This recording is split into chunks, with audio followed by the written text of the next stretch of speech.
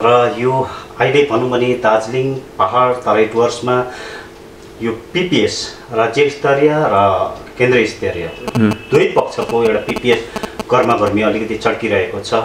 भनेपछि यहाँनिर अर्कोतर्फ हेर्नु भने जिटिए चुनाव पनि त्यसै अलिकति गर्मी देखिरहेको छ र यसलाई अखिल भारतीय गोर्खा लीगले कस्तो प्रकारले हेरिरहेको छ?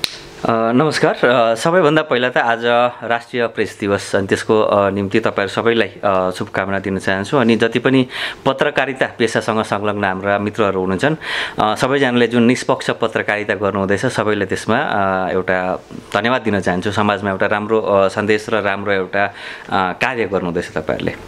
अब प्रश्नतिर आउँ। विशेष गरी जुन यो पिपिएस को सन्दर्भ अहिले देख्दैछौँ धेरै अन्योलता र धेरै किसिमको कार्यक्रमहरू भइरहेका छन्, धेरै गतिविधि भइरहेका छन्।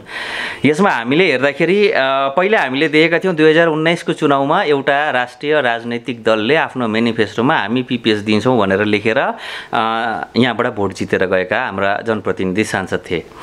बिस्तारै अब हामीले त्यस समय के बुझेका थियौँ भने सांसद महोदयले दिनुपर्ने केन्द्रको कुनै एउटा व्यवस्था हुन्छ होला जसलाई केन्द्रले आफ्नै पाराले निर्णय गर्न सक्छ, यहाँ राज्यसँग कुनै सम्बन्ध हुँदैन भन्ने। बिस्तारै हामीले देख्यौँ यो कुरा ट्यापटाइट टकतिर गयो। तीन पक्ष बसेर बात पो गर्नुपर्ने, लोकसभामा पारित गर्ने मुद्दा देखेनौँ हामीले। अब त्यो ट्यापटाइट टकमा पनि के कुरा आयो भने अब राज्यले जुन सहमति दिन्छ त्यसमा मात्र कुरा हुन्छ भन्ने खालको कुरा। बिस्तारै राज्यले पनि आफ्नो गतिविधि देखाएर प्रशासनिक बैठकमा अब म पिपिएस दिन्छु, तिमीहरूले पिपिएस को खेसरा तयार गर भनेर स्थानीय जुन नेतृत्व जुन दलहरू चाहिँ राज्य सरकारसँग सरोकार राख्छन् उनीहरूलाई जिम्मा लगाएको हामीले देख्यौँ। तसर्थ पिपिएस आज कस्तो भएछ भने राज्य सरकारको सहमतिमा तयार हुने कुनै एउटा व्यवस्था, अनि त्यो व्यवस्थाको खेसरा पनि कस्तो भने राज्य सरकारकै सँग तालमेल राख्ने दलहरूले तयार गर्नुपर्ने। भनेपछि ती गठबन्धनका दलहरू जसले भोट मागेका थिए 2019 मा उनीहरूको औचित्य सकेर गयो। त्यो व्यक्तिहरू जसले चाहिँ हामी पिपिएस दिन्छौँ भनेर त्यो दल बसेका थिए र जसको बहुमतमा सरकार छ उनीहरूले गर्न नसक्ने अब राज्य सरकारकै हातमा रह्यो। अनि यो एउटा दुर्भाग्यपूर्ण स्थिति हो। अनि राज्यभित्रकै कुनै व्यवस्था चाहिँ राज्य र केन्द्रको सहमतिमा तपाईँ र हामीमाथि थोप्ने जुन एउटा घटनाक्रम चलिरहेको हामीले बुझ्दैछौँ। अनि जहाँसम्म जिटिए चुनावको प्रसङ्ग छ त्यो झन् अझै एक स्टेप फर्दर छ। राज्यले दिनुपर्ने पिपिएससम्म दुवै पक्ष सहमति भइसकेका, अनि राज्यले दिने सबभन्दा सजिलो विषय भनेको जिटिए नै हो तिमीहरूको निम्ति भनेर जिटिए चुनाव, किनभने चुनाव भइसकेर जित्यो भने नेक्स्ट 5 इयर्स त्यो पार्टीले अब गर्ने पर्ने काम भनेको त त्यही जिटिए सत्ता सम्हाल्ने मात्र हो। अनि जनता पनि त्यहाँ भुलिन्छ। अनि जनताको निम्ति अहिलेको स्थितिमा पिपिएस चाहिँ राज्य र केन्द्र मिलेर जिटिए नै थोप्ने प्रयास हुँदैछ। हामीले यसलाई यसरी हेर्दैछौँ। अखिल भारतीय गोर्खा लीगले यो जिटिए चुनाव लड्छ कि लड्दैन? सबैभन्दा पहिला यो जिटिए को महत्त्व हामीले अलिकति पहाडको पोलिटिकल जुन कन्टेक्स्ट छ त्यसमा हामीले अलिकति हेऱ्यौँ भने त्यो राजनैतिक दल जो यहाँ सत्तामा बस्छ उसको वर्चस्व रहन्छ र अन्य जो राजनैतिक दल छ उनीहरूलाई क्षमताविहीन बनाउने जुन एउटा राजनीतिक चलखेल छ त्यो हाम्रो निम्ति घातक हुन्छ। अनि जुन राजनैतिक दलहरूले चाहिँ छुट्टै राज्य गोर्खाल्यान्डको पक्षमा उभिएका छैनन्, जुन राजनैतिक दलले बारम्बार भन्ने गर्छन् कि गोर्खाल्यान्ड सम्भव छैन, अब हाम्रो मुद्दा केवल विकास हुनुपर्छ भन्ने, ती राजनैतिक दलहरूलाई यदि हामीले सत्तामा बसायौँ भने चाहिँ हाम्रो मूल मुद्दा मासिने एउटा खतरा देख्छौँ। त्यसैकारण अखिल भारतीय गोर्खा लीगले यो सत्ता सम्हाल्नुपर्ने जुन एउटा आवश्यकता छ आफैले सत्ता सम्हाल्नुपर्छ भन्दैन, किनभने छुट्टै राज्य गोर्खाल्यान्डको निम्ति सङ्घर्ष गर्दा यहाँ सत्तामा बस्यो भने डाइभर्ट हुन्छ इस्यु। तर यो कुनै गलत व्यक्तिको हातमा जानु पनि हुँदैन। त्यसले गर्दाखेरि रावणलाई बसाउनु होइन, लङ्कामा हामी विभीषणलाई बसाउन चाहन्छौँ। राम र रावणको युद्ध हुन्छ होइन, तर त्यो रावणलाई हटाएर विभीषणलाई बसायो भने त्यसमै जनताको फाइदा छ भन्ने चाहिँ हाम्रो सोच छ। त्यसले गर्दा हामी डाइरेक्टली यसमा चाहिँ तपाईले गोर्खा लीगका शीर्षस्थ व्यक्तित्वहरूलाई त्यो कुर्सीको निम्ति सङ्घर्ष गरेको देख्नुहुन्न, तर कुन चाहिँ सही व्यक्तिलाई त्यहाँ ल्याउनुपर्छ त्यसमा चाहिँ भूमिका अवश्य पालन गरेको हुन्छ गोर्खा लीगले। भनेपछि गोर्खा लीग पार्टीले पनि यो जिटिए चुनाव मा चाहिँ लड्ने, अंशग्रहण गर्ने यस्तो छ। जस्तै हामी अब यो राज्य सरकारले जिटिएको चुनाव गर्छु भन्यो भने जिटिएको चुनाव रोक्न सक्ने स्थिति छैन अहिले। रोक्न सक्ने हो भने केन्द्र सरकारले पिपिएस घोषणा गरिदियो भने रोकिन्छ। तर उसले पिपिएस घोषणै नगरेर दुवै पक्षले मिलेर यदि जिटिए चुनाव नै गर्ने हो र यहाँका कतिपय राजनीतिक दलले जिटिए चुनावमा जान्छन् भने उनीहरूलाई निर्विरोध यो जिटिए जुन इलेक्सन छ जित्न दिनु पनि त सही राजनीति होइन, त्यो हाम्रो अडान छ। यो जिटिए चुनावले कतै पिपिएसलाई बाधा त होइन?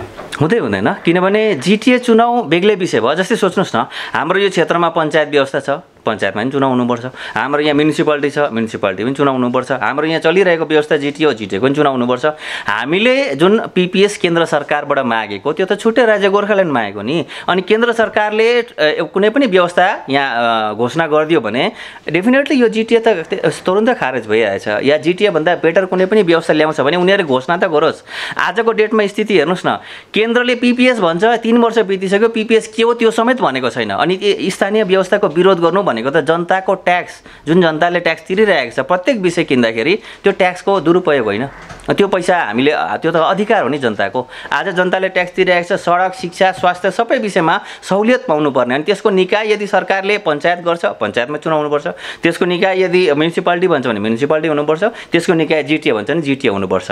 तर त्यहाँभन्दा बेटर चाहन्छु, त्यहाँभन्दा बेटर हाम्रो अधिकार हो भन्ने व्यक्ति जसलाई अधिकार छ उनीहरूले यहाँबाट त्यो सहुलियत ल्याइदिनु पऱ्यो नि जनतालाई। पिपिएस घोषणा गरिदिनु पऱ्यो नि त। नल्याऊ अरे एटलिस्ट पिपिएस हामीले ल्याउन खोजेको यो हो भनेर नाम समेत त घोषणा गर। त्यो त हामी देख्न पाएका छैनौँ। त्यसले गर्दा यो दुर्भाग्यजनक स्थितिमा जिटिए चुनाव लड्नु बाहेक अरू विकल्प पनि त छैन। यो गोर्खाल्यान्ड शब्द भनेको हाम्रो है यहाँ गोर्खा जातिको हरेक व्यक्तिको मुटुको ढुकढुकीमा यो ढुकढुकीमा चलिरहेको छ। र यो गोर्खाल्यान्ड मुद्दा है विगत पछिल्लो समयमा पनि निकै गुन्जी र अहिले वर्तमान हेर्नु भने यो गोर्खाल्यान्ड शब्द ग धरि पनि उच्चारण नभएको देखिरहेको छौँ राजनीतिक क्षेत्रीय राजनीतिक दलहरूको पक्षमा। र यसलाई भारतीय गोर्खा लिगले कस्तो प्रकारले यो हाम्रो जाति र हाम्रो मुद्दा विरुद्ध एउटा षड्यन्त्र हो। 2019 मा ती व्यक्तिहरू, ती तमाम राजनैतिक दल जसले हाम्रो छुट्टै मुद्दालाई छुट्टै राज्य गोर्खाल्यान्ड भनेर सम्बोधन गर्नको साटो पिपिएस लेखे, ती समस्त राजनीतिक दल उत्तरदायी छन्।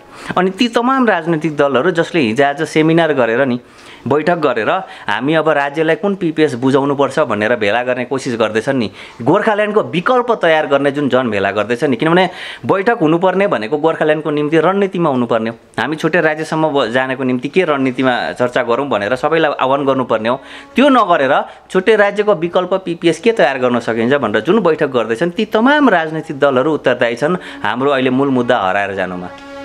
यो पिपिएसमा जुन उठन गरिँदैछ है, यो राज्य स्तरीयमा उठन गरिँदैछ र केन्द्र सरकारको पक्षबाट पनि एउटा उठन गरिँदैछ। के लाग्छ यो राज्य स्तरीय व्यवस्था या केन्द्र स्तरीय व्यवस्था? अघि मैले फर्स्टै उसमा भनेको थिएँ, पहिले उत्तरमै मैले राखेका थिएँ। तपाईँलाई फेरि एकपल्ट म त्यहाँ लिएर आउन चाहन्छु। यहाँ हामीलाई यो भ्रममा हालिँदैछ कि राज्यको पिपिएस र केन्द्रको पिपिएस वास्तवमा एउटै पिपिएस छ। केन्द्रले राज्यलाई जिम्मा लगाइसकेको छ, फर्स्ट ट्राइपार्टाइट टकमै भनिसकेको छ, अब राज्यको सहमतिमै यो कुरा अघि बढ्छ। अनि राज्यले पनि अब नेक्स्ट ट्राइपार्टाइट टकहरूमा आफ्नो जुन मुद्दा छ त्यसलाई राख्नको निम्ति यहाँका स्थानीय नेताहरूले जो राज्य सरकारसँग सहमतिमा छन् उनीहरूलाई जिम्मेदारी दिइसकेका छन्। अनि राज्य सरकारले प्रशासनिक बैठकमा राज्यभित्र व्यवस्था भनिसकेका छन्। त्यसर्थ यो राज्यको पिपिएस र केन्द्रको पिपिएस भनेर यो केवल भ्रम फैलाउने काम मात्र हुँदैछ। वास्तवमा एउटै पिपिएस छ, त्यो राज्यभित्रको पिपिएस हो। अनि त्यो राज्य सरकारले आफ्नै जुन यहाँका एजेन्टहरू छन् उहाँका उनीहरूलाई बनाउन एउटा जिम्मेदारी दिएका मात्र छन्। अनि उनीहरूले आम जनता, यहाँका बुद्धिजीवी तथा कथित कतिपय व्यक्तिहरूलाई चाहिँ एक ठाउँमा भेला पारेर अलग राज्यको विकल्प के हुन्छ त्यसको तयारी गर्नको निम्ति उहाँहरूले षड्यन्त्र गरिरहेका छन्। अनि त्यो तपाईँ हामीले देखिरहेका छौँ। यो राज्य स्तरीय व्यवस्था सुम्पेको खण्डमा अखिल भारतीय गोर्खा लिगले यसलाई कस्तो प्रकारले? अखिल भारतीय गोर्खा लिगले एउटै माग राखेको छ जनताको निम्ति, त्यो हो छुट्टै राज्य गोर्खाल्यान्ड। अनि त्यसको निम्ति यहाँ जिटिए पनि बाधा नहोस् भनेर हामीले विभीषणलाई राख्ने कुरा गर्दैछौँ। हामी हाम्रो रणनीतिमा क्लियर छौँ। यहाँ कुनै पनि यस्तो व्यक्ति वर्चस्वमा आउनु हुँदैन जसले छुट्टै राज्य गोर्खाल्यान्डको विरोध गर्छ।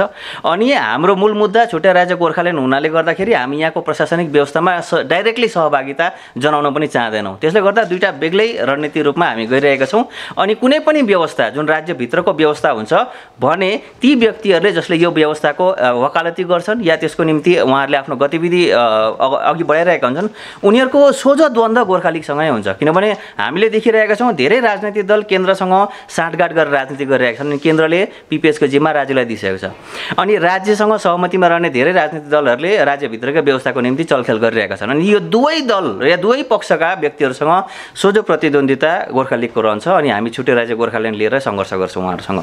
यो केन्द्र सरकारको पिपिएसको कुरा गर्नुपर्दाखेरि Bharatiya Janata party, alliance party, जति पनि यहाँनिर क्षेत्रीय राजनीतिक दलहरू छ, यी क्षेत्रीय राजनीतिक दलहरूले पटक पटक स्टेटमेन्ट दिइरहेछ र किटान पनि गरिरहेछ कि यो जुन पिपिएस केन्द्र सरकारमा उठान गरिँदैछ केन्द्रीय व्यवस्था नै हो भनेर उहाँहरूले विरोध गरिरहेछ। हजुर, हिजो मात्रको मैले स्टेटमेन्ट हेर्दै थिएँ, मलाई एकदम हाँस उठेर आएको थियो। त्यो हाम्रो सिपिआरएम पार्टीको एउटा प्रेस स्टेटमेन्ट थियो। स्पष्ट रूपले भन्नुहुँदैछ राज्य सरकारले आफै पिपिएस गर्नु सक्दैन, उनीहरूसँग केवल 18-19वटा एमपी छन्, त्यसले गर्दाखेरि चाहिँ उहाँहरूले आफ्नो पिपिएस भाया केन्द्र गर्नुपर्छ भन्नुहुँदै थियो अरुण घतानीजीले, र छेउमा आरबी राईजी हुनुहुन्थ्यो। अनि केन्द्रको त बहुमतमा छ नि त, केन्द्रको त एमपी यति छ कि उहाँहरूले कुनै पनि मुद्दा पार गर्न सक्छन्, अनि उनीहरूले चाहिँ राज्यको पिपिएस किन पर्खेर बसेका त? यसर्थ जुन एक्टिभिटिज हुँदैछ, जुन तरिकाले काम गर्दैछन् उहाँहरूले, स्पष्ट रूपमा छ उहाँहरूले छुट्टै राज्यको पक्षमा त कामै गरेका छैनन्, राज्यसँग सहमतिमा काम गरिरहेका छन्। अनि त्यो चिज देख्दा देख्दै पनि यदि उहाँहरूले जनतालाई चाहिँ हामीले भनेको पिपिएस गोर्खाल्यान्ड नै हुन्छ या हामीले त्यो नै गरेको हो भन्छन् भने दुईवटा विषय हुनसक्छ। कि त उनीहरू महामूर्ख हुन्, केन्द्र सरकारले देखाइरहेको छ आफ्नो गतिविधि राज्य सरकारलाई सुम्पेको, त्यो देख्दा देख्दै केन्द्र सरकारको बहुमत हुँदाहुँदै यो काम गरिरहेको छ, अनि त्यो देख्दा देख्दै उहाँहरूले नबुझेका हुन्। अब त्यो राजनीतिक मूर्खताको चरम सीमा भयो। होइन भने उहाँहरूले सबै चिज बुझेर जनतालाई डाँट्दै हुन्। अब यो दुईटामा खास विषय के हो त्यो तपाईँहरूले नेक्स्ट टाइम उहाँहरूलाई भेट्दाखेरि सोध्दा हुन्छ। यो गोर्खाल्यान्डको जुन मुद्दा छ है, हजुर, गोर्खाल्यान्डको जुन मुद्दा छ, यो गोर्खाल्यान्डको मुद्दालाई लिएर अहिले अन्य पार्टीहरू पनि है जुन मुद्दालाई लिएर पछि रहेको देखिरहेको छ, र अखिल भारतीय गोर्खा लीगले यो मुद्दालाई अगाडि लाने के तयारी योजनाहरू छ कि? रणनीति एकदम सिम्पल छ हाम्रो, किनभने यो विगत 4 दशकदेखि जुन राजनीति भयो, गोर्खाल्यान्ड भन्न त भने तर रणनीति नै थिएन कसैसँग। रणनीति भनेको भोटमा जितायो, 5 वर्ष सुतेर बस्यो, उनीहरूले दिए भने दिए, दिएन भने अर्को भोटमा हामी कसैलाई उठाउँछौँ, त्यो एकदम फ्यातुलो रणनीति थियो। वास्तवमा हुनुपर्ने के हो भने हामी कसैलाई जिताउँछौँ, जितिसकेपछि उसको बहुमतमा सरकार छ, ऊ सरकारको भागीदारी भयो, त्यो जनप्रतिनिधिले चाहिँ आफ्नो कार्यकालमा यो मुद्दालाई पार लगाउनु पर्ने हो। त्यो जनप्रतिनिधिलाई दबाउ दिने एउटै एक्टिभिटी भएन। म किटान गरेर भन्छु, गोजमुमो पार्टीले 2009, 2014, 2019देखि जुन चाहिँ हाम्रो 3टा सांसद थिए जसको सरकार अहिले बहुमतमा पनि छ बिजेपीको, त्यति बेला पनि उहाँहरूले सघाउने या चुनावमा भागीदारी त देखाए, चुनावपछि दबाउ दिने कुन चाहिँ रणनीति हामीले देखेनौँ नि। रणनीति के हो भने यहाँको दार्जिलिङको जनतालाई थकाउने रणनीति भयो। जुन आन्दोलन पनि हामीले देख्यौँ, चाहे त्यो 7 को बेलाको होस् है, 13 को बेलाको होस् या यता 17 को बेलाको होस्, दार्जिलिङको जनतालाई दबाउ दियो। दिल्लीमा दबाउ दियो कसैले? दिएन नि। दिल्लीमा दबाउ दिनु भनेर हामीले जनप्रतिनिधि पठाउँछौँ, अनि लास्टमा जति बेला काम गर्ने बेला हुन्छ त्यति बेला हामी कहाँ एक्टिभिटी गर्छौँ भने दार्जिलिङको जनता थकाउने काम गर्छौँ। त्यसो हुनु हुँदैन, दार्जिलिङको जनतालाई दुःख दिनु हुँदैन। हामीले जनप्रतिनिधि पठाएका छौँ, त्यो पार्टीको बहुमतमा सरकार छ, हामीले त्यो सांसदलाई दबाउ दिनुपर्छ, सांसदले काम गर्ने हो, त्यो पार्टीले दबाउ दिनुपर्छ। हाम्रो रणनीति सिधा त्यहाँ हुन्छ। यतापट्टि स्थानीय जुन प्रशासन छ, स्थानीय प्रशासनले गोर्खाल्यान्ड पोसिबल छैन भनेर केवल विकासमा जनतालाई भुल्याउने काम पनि नगरोस् भनेर हामीले यहाँनिर जनताको अधिकारको निम्ति कुनै एउटा न्युट्रल पर्सनलाई हामीले यहाँ उठाइरहेका हुन्छौँ। दुईटा प्यारलल रणनीतिमा हामी काम गरिरहेका हुन्छौँ, अनि हामीलाई कुनै कम्पल्सन छैन, न राज्य सरकारबाट हामीले कुनै सहुलियत थापेका छौँ, न केन्द्र सरकारबाट सहुलियत थापेका छौँ। हामी दुवैको विरुद्धमा आवाज उठाउन सक्छौँ, आवाज उठाइरहेका छौँ। गोर्खाल्यान्ड अखिल भारतीय गोर्खा लीगको देखाइ र बुझाइ र आफ्नो काम गर्ने एउटा तरिकामा यो अखिल भारतीय गोर्खा लीगले गोर्खाल्यान्ड सम्भव छ कि छैन? गोर्खाल्यान्ड सम्भव छ नि। जब देशको संविधानले भन्छ छुट्टै राज्य सम्भव छ, जब देशको संविधानले भन्छ प्रत्येक जातिहरूले चाहिँ आफ्नो जातिगत हिसाबमा होइन आफ्नो आत्मनिर्णयको एउटा अधिकार छ, प्रत्येक जनताले देशमा गणतान्त्रिक प्रोसेसमा आफ्नो विचार राख्न पाउँछन्, आफ्नो आकाङ्क्षा राख्न पाउँछन्, सबै विषय हुँदाहुँदै गोर्खाल्यान्ड सम्भव चाहिँ किन छैन? असम्भव त यहाँ संविधानले कहीँ प्रावधान दिएको छैन, अनि आजसम्म कुनै सरकारले पनि भनेको छैन कि छुट्टै राज्य सम्भव छैन भनेर आधिकारिक रूपले। हैन, जति सम्भव गोर्खाल्यान्ड छुट्टै राज्य सम्भव छ भने यहाँनिर बाधा के जस्तो लाग्छ? यहाँ बाधा स्टेट र सेन्ट्रलको चाप्लुसी गर्ने राजनीति नै बाधा हो। आजको डेटमा हेर्नु न, अहिले भर्खरै पिपिएसकै कुरा निस्कियो, सुरुदेखि हामी पिपिएसकै चर्चा गर्दैछौँ। पिपिएसमा केन्द्र सरकारले जुन नीति अप्नाइरहेको छ त्यो सरासर राज्यभित्र जाँदैछ देखिरहेका छौँ। राज्य सरकारले त स्पष्ट भनिदियो हामी राज्यभित्रकै व्यवस्था गर्छौँ, त्यसको पिपिएस तयार गर भनेर। त्यसपछि पनि यी राजनैतिक दलहरूको चेत खुल्दैन भने सबभन्दा ठुलो बाधा के हो? यही राजनीतिक दलहरू जसले चाहिँ राज्य र केन्द्रको सहुलियत र राज्य र केन्द्रले फ्याँकेको हड्डीमा राजनीति गरिरहेका छन्। त्यहाँबाट जबसम्म माथि उठेर एउटा स्वाभिमानी राजनीति गर्दैनौँ, आफै त केही बोल्ने स्थितिमा छैनन् बिचाराहरू, अनि उनीहरूले जनताको हक र जनताको सहुलियतको लागि कहिले आवाज उठाउँछन् होला? असम्भव कुरा भइरहेको छ। यो सुन्नुमा यहाँनिर जो क्षेत्रीय राजनीतिकहरूले यो पनि भनिरहेको छ, यो जुन केन्द्र सरकारमा जुन पिपिएसको जुन त्रिपक्षीय वार्ता चल्दैछ, यो त्रिपक्षीय वार्तामा 6औं अनुसूची गुन्जिरहेको छ, रिमलिरहेको छ भन्ने छ। जति 6औं अनुसूची त्यहाँनिर यदि राखिएको खण्डमा अखिल भारतीय गोर्खा लिगले यसलाई समर्थन गर्छ कि गर्दैन? गर्दैन। एकै शब्दमा भन्नु हो भने त्यसको कारणहरू नि पहिले भनिरहेको छु। डिजिसी आउँदा हामीलाई बुझाइयो नि राज्यभित्रको व्यवस्था हो होइन, यसले विकासको एउटा ठुलो मार्ग खोल्छ भनेर, अनि सेपरेट स्टेटहुडको मुद्दालाई ड्रप गरेर त्यो थापियो। हामीलाई रियलाइज गर्नु यति समय लाग्यो, 2 दशक बितिसकेपछि मात्र हामीले रियलाइज गऱ्यौँ कि यसले के हुने रहेछ फेरि गोर्खाल्यान्ड। त्यसपछि आयो जिटिए सम्झौता होइन, राज्यभित्रको राज्य, अनि हामी यहाँबाट फेरि गोर्खाल्यान्डतिर जाने एउटा बाटो, खुड्किलो सिँढी भन्ने होइन। एउटा सर्टन टाइम 1 दशक लाग्यो जति बेला हामीले रियलाइज गऱ्यौँ। तर त्यो दशकमा हाम्रो कति जेनेरेसन बर्बाद भयो, कति व्यक्तिले प्राण गुमाए, कतिले के गुमाए। त्यसपछि हामी फेरि रियलाइज गर्छौँ, अनि फेरि त्यही नेताहरू अघि आएर हामीलाई होइन गोर्खाल्यान्ड भन्छन्।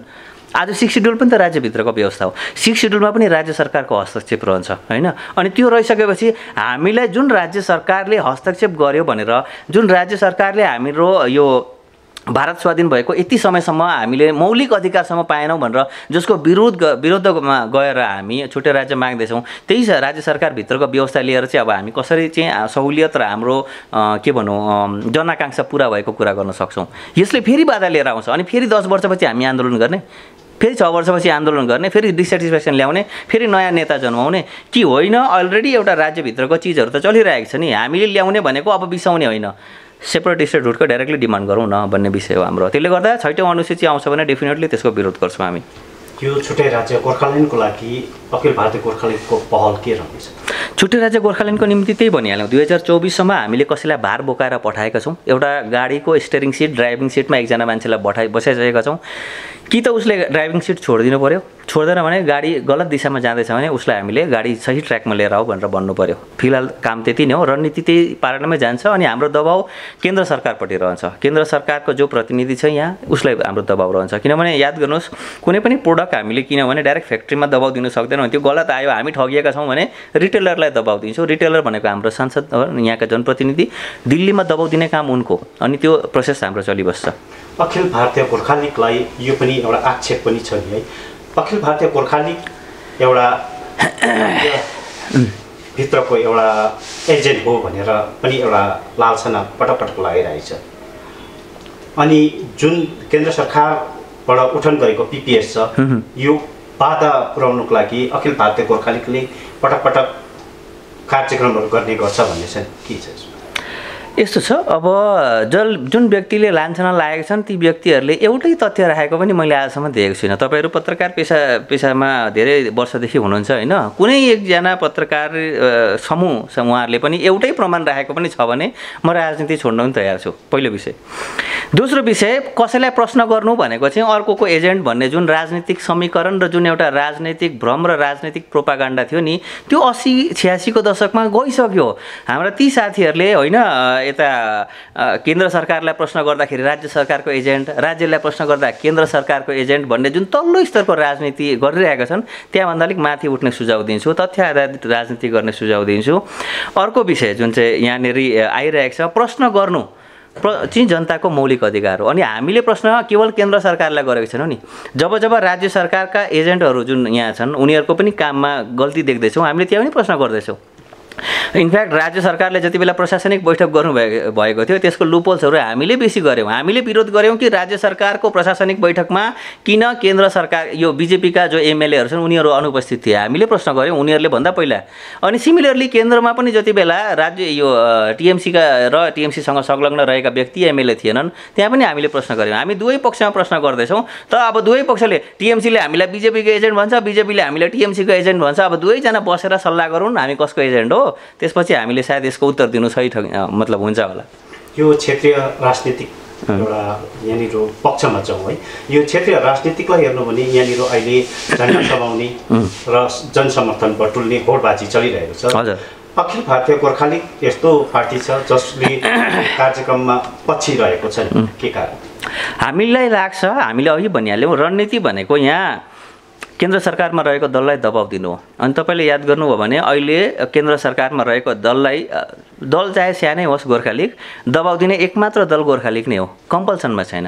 अनि दबाउ दिनको लागि त एउटा जनसमर्थनको पनि जरुरत पर्छ। त्यो पनि भ्रम हो, त्यो भ्रम हो। यदि जनसमर्थन भएर दबाउ दिने हो भने ती तमाम राजनैतिक दल जसको जनसमर्थन छ, ती तमाम राजनैतिक दल कसरी सुतेर बसिरहेका छन्?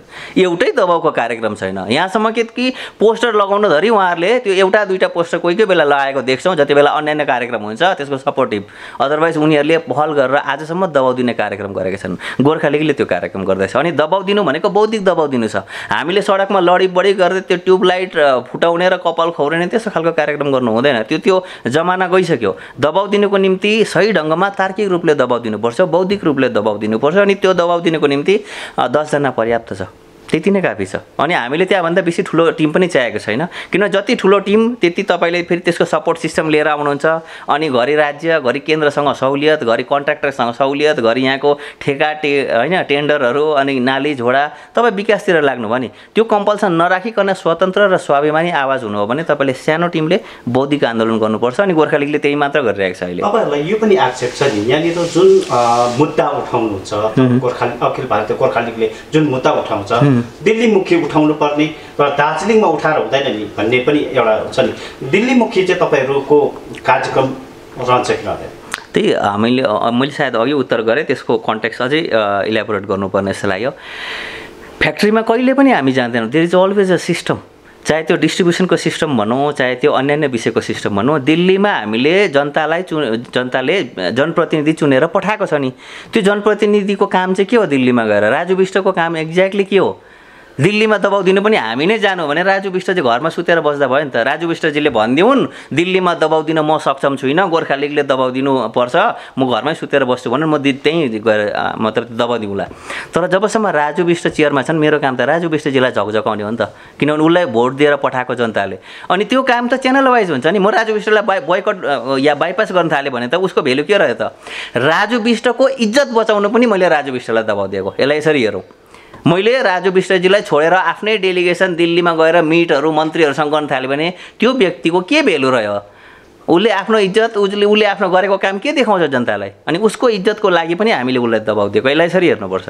यो गोर्खाल्यान्डको लागि अखिल भारतीय गोर्खा लिगको यो भावी रणनीति के कस्तो रहन्छ? सबभन्दा पहिला यो जनप्रतिनिधिहरूले पहिला गर्थे नि, 5 वर्ष एउटा चुनाव जित्यो, 5 वर्ष सुत्यो, फेरि अर्को 5 वर्षमा इलेक्सनमा नयाँ नेता नयाँ मेनिफेस्टो आउँथ्यो नि, त्यो सिस्टम बन्द गराएर त्यो 5 वर्ष चाहिँ निन्द्रा नलाग्ने बनाउनुपर्छ जनप्रतिनिधिलाई। गोर्खा लिगको रणनीति त्यही नै हो, छोटो भाषामा भने। अब त्यसको धेरै कार्यक्रमहरू हुन्छन् विथ टाइम। आम नागरिकहरूको यो पनि एउटा आरोप छ, यहाँनिर क्षेत्रीय राजनीति कुनै पनि राजनीतिक होस्, जुनै पनि राजनीतिक आए कानै चिरेको जोगीको एउटा कोट गरेर हजुर यसलाई कस्तो? अब यो चाहिँ पुराना नेताहरूको कार्यकलापले गर्दाखेरि जनतामा आएको निराशा भन्छु। तर पुरानोले निराशा आयो भन्दैमा अब नयाँ तपाईँले ल्याउनु भएन भने तपाईँले आफ्नो जुन वर्तमान स्थिति छ त्योसँग सम्झौता गर्न सिक्नु पर्यो। दुईवटा चिज छ कि तपाईँ वर्तमान स्थिति र वर्तमान नेतासँग सम्झौता गरेर यतिमै सन्तुष्ट छु भन्नुहोस्। अब तपाईँ सन्तुष्ट पनि नहुने, यहाँभन्दा अगाडि बढ्दै पनि नबढ्ने, त्यो त भएन। सन्तुष्ट हुनुहुन्न भने नयाँ नेतालाई तपाईँले चान्स दिनु पर्यो, त्यो होइन। अब सन्तुष्ट हो भने नयाँलाई चान्सै नदिने हो भने अहिले जे छ त्यसमा सन्तुष्ट भएर बस्नु सिक्नुहोस्। अदरवाइज निराशाको जुन कारण हुन्छ, यो अलिकति आध्यात्मिक एङ्गलमा भन्ने, तर विषय त्यति नै हो कि तपाईँले कान चिरेकै जोगीहरूमा सन्तुष्ट हुनुहोस्, होइन भने नयाँ व्यक्तिहरूलाई छान्दै जानुहोस् जबसम्म तपाईँले कान नचिरेको जोगी भेट्नुहुन्न। यहाँका आम नागरिकहरूलाई अन्तमा जाँदा के मेसेज दिनुहुन्छ? प्रश्न गर्न सिक्नुहोस्। प्रश्न गर्नु जनताको अधिकार हो। जनताले केवल भोट दियो, त्यहाँदेखि 5 वर्ष सुतेर बस्यो, अनि त्यो आशबहादुर नबनौँ। हामी आशबहादुर धेरै भयौँ, आशबहादुरले हाम्रो मुद्दा कहीँ पार लागेन। अब हामी प्रश्न गर्ने बहादुर बनौँ अनि प्रश्न गरौँ। जुन नेताले, यो त गिभ एन्ड टेक हुन्छ नि, हामी कुनै पनि विषयमा गिभ एन्ड टेक हुन्छ होइन। दोकानमा गएर केही सामान किन्छ भने गिभ एन्ड टेक हुन्छ। मैले दाम तिरेँ, अब तिम्रो काम हो मलाई सामान दिने। हामीले भोट दियौँ, भोट दिएपछि प्रत्येक 5 वर्ष त्यो नेता सुतेर बस्छ, अनि अर्को 5 वर्षमा फेरि हामीलाई आश्वासनको पोटली दिएर जान्छ, अनि हामी फेरि 5 वर्ष सुतेर बस्छौँ, अनि त्यो नेतालाई पनि मस्ती गर्न दिन्छौँ। त्यो हुँदैन। जुन नेताले तपाईँ र हामीलाई आश्वासन दिएको थियो त्यो नेताले एक्ज्याक्टली के काम गर्दैछ अनि गरेको छैन भने किन गरेको छैन, प्रश्न गर्न सिक्नुहोस्, हेर्नुहोस्, मुद्दा पार लागिहाल्छ। अनि हामीले यो 4 दशकसम्म गल्ती गरेको भनेको यही थियो कि हाम्रा नेताहरूले भोट बेच्थे, अनि बेचिसकेपछि त्यो नेताहरूले प्रश्न गर्नु दिन्थेनन्। अनि आजको डेटमा धेरैजना यस्ता नेताहरू छन् जसले प्रश्न गर्न दिँदैनन् होइन, तर तपाईँ डराउनु हुँदैन, किनभने यो तपाईँको अधिकार हो, तपाईँको आउने भावी पिँढीको भविष्यको कुरा छ। अनि त्यसले गर्दा प्रश्न गर्न सिक्नुहोस्, हेर्नुहोस्, मुद्दा पार लागिहाल्छ। त्यही नै रिक्वेस्ट गर्न चाहन्छु।